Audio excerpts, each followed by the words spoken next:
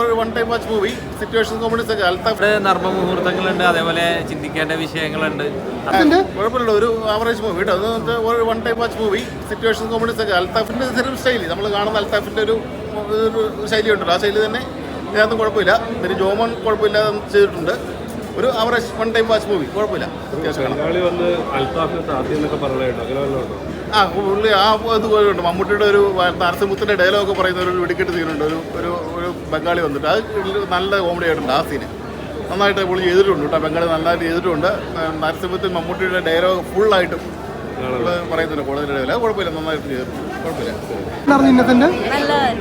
എങ്ങനെയുള്ള cinema? കോമഡിയാണോ? കോമഡിയാ, family ആയിട്ട് വന്ന് കാണാൻ പറ്റിയ പടം. അന്നാർക്കിളിയും എല്ലാവരും നന്നായിട്ട് വർക്കായിട്ടുണ്ട്. ഒരുപാട് നല്ല സിനിമ, കോമഡി, നന്നായി ചിരിക്കാറുണ്ട്, ഫാമിലി ആയിട്ട് കാണാൻ പറ്റിയതാണ്. നല്ലൊരു ചിത്രം. തീർച്ചയായിട്ടും അൽത്താഫ് സലീമിന്റെ ഗംഭീര തിരിച്ചുവരവ് തന്നെയാണെന്ന് പറയാം. അതേപോലത്തെ നാക്രീമറക്കാർ, അതേപോലെ ഒരുപാട് ആർട്ടിസ്റ്റുകളൊക്കെ അവരെ സീനുകളൊക്കെ ഗംഭീരമാക്കിയിട്ടുണ്ട്. തീർച്ചയായിട്ടും അതെ, ഒരുപാട് നർമ്മ മുഹൂർത്തങ്ങളുണ്ട്, അതേപോലെ ചിന്തിക്കേണ്ട വിഷയങ്ങളുണ്ട്.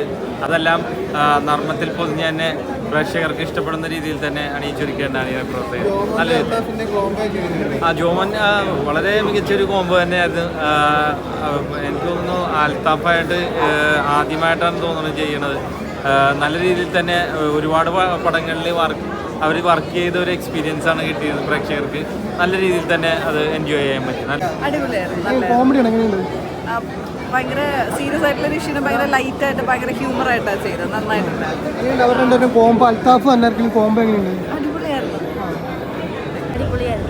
കോമഡി പടമോ? ഫാമിലി ആയിട്ടൊക്കെ കാണാൻ പറ്റിയ സൂപ്പർ